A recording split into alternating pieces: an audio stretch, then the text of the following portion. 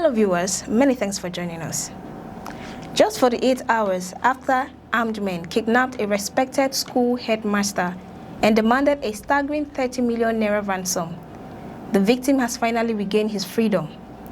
But the circumstances surrounding his release have once again raised difficult questions about Nigeria's worsening kidnapping crisis and the growing burden placed on victims' family. The victim, Mr. Matthew Kolawole Owode, popularly known as Onaye, is a 60-year-old headmaster of Nomadic Basic School, Ibojaye in Etisiwaju local government area of Oyo State. His abduction shocked the education community after gunmen reportedly intercepted him while he was returning from his farm along the Ibojaye-Bodu Are Bush Road. The headmaster regained his freedom at approximately 6 p.m. on Monday, bringing an end to nearly 48 hours in captivity. His release has brought relief to his family, colleagues, pupils, and residents who had been anxiously praying for his safe return since news of the kidnapping broke. According to reports, the kidnappers initially demanded 30 million naira from the family before agreeing to negotiate. During the discussions, the ransom was reportedly reduced to 3 million naira, giving the family hope that the ordeal would soon be over.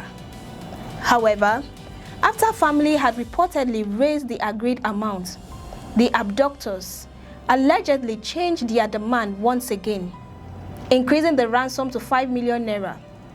The family was eventually said to have paid the 5 million naira before the kidnappers released the headmasters near Ajeba Midele community. Following his release, Mr. Owade was reunited with his family before being taken for medical evaluation.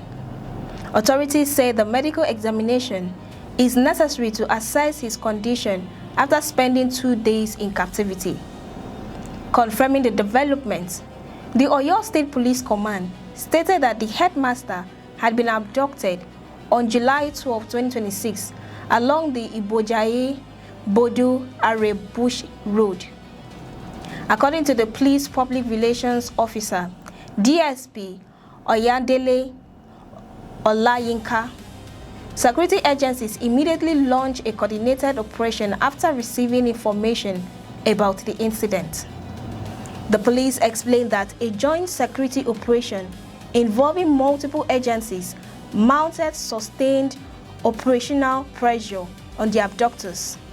According to the command, the continuous security operations forced the kidnappers to abandon the victim, who eventually regained his freedom on the evening of July 13, 2026. Police added that after completing medical treatment, the headmaster will be debriefed by investigators to assist ongoing investigations.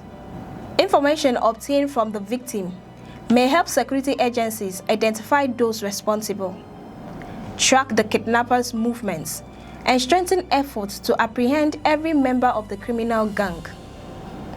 The Commissioner of Police, Abimbola Olubenga, expressed appreciation to other security agencies, community members, and residents whose cooperation supported the operation.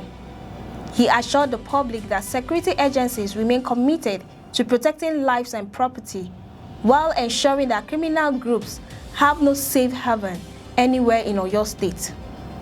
The command also appealed to residents to remain vigilant and continue providing credible information that could assist ongoing security operations.